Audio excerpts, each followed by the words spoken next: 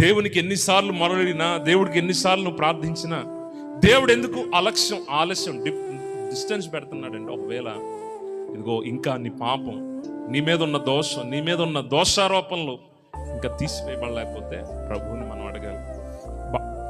ప్రారంభంలో ఇద్దరు వచ్చారు కదా మందిరానికి, ఎవరు? కయ్యూను హేబేలు. ఎవరు?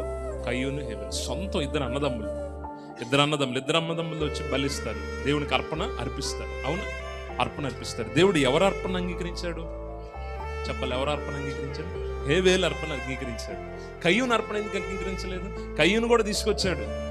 తనేమో పొలం పని చేస్తాడు, ఇతనేమో గొర్రెల కాపరి. ఎవరు? హేబేలు. ఈయన గొర్రెల కాపరిలో మంచిదాన్ని తీసుకొని వస్తాడు దేవుని దగ్గరికి. ఈయన మాత్రం ఆయన కూడా తన పొలంలో పండినవి, మంచి కావాల్సినవి కాడ కొంచెం నాశరకమైనవన్నీ తీసుకొస్తాడు. సరే, తెచ్చింది గొర్రె శ్రేష్టమైన ఇవన్నీ దేవుడు చూడలేదులే, కానీ ముందు వాళ్ళిద్దరిలో వాళ్ళ హృదయాలను చూశాడు. ఎవరు చూశాడు?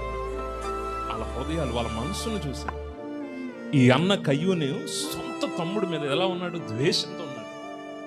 తమ్ముడు అంటే పడట్లేదు, కానీ ఇద్దరు కలిసి ఒకే చాటుకు వచ్చి ఒకే దేవుని ముందు నిలబడి అర్పణలు అర్పిస్తా ఉంటే దేవుడు ఏం చేశాడంట? కయ్యూని అర్పణ పక్కన పెట్టి ఎవరు అర్పణ కోరుకున్నాడంట? హేబేలు ఎలా ఉన్నాడు తెలిసి? నిర్దోషిగా ఉన్నాడు. ఎవరి విషయంలో కూడా కోపం లేనివాడుగా ఉన్నాడు, ఎవరి మీద నింద మోపని వాడిగా ఉన్నాడు. అందుకని దేవుడు ఏం చేశాడంటే అతడు ఏం తెచ్చాడో చూడలే, ముందు అతని హృదయాన్ని. అయ్యా, దేవుని కోసం చాలా చేయాలని ఆశ మీకు ఉంటుంది, దేవుని కోసం వాడబడాలి.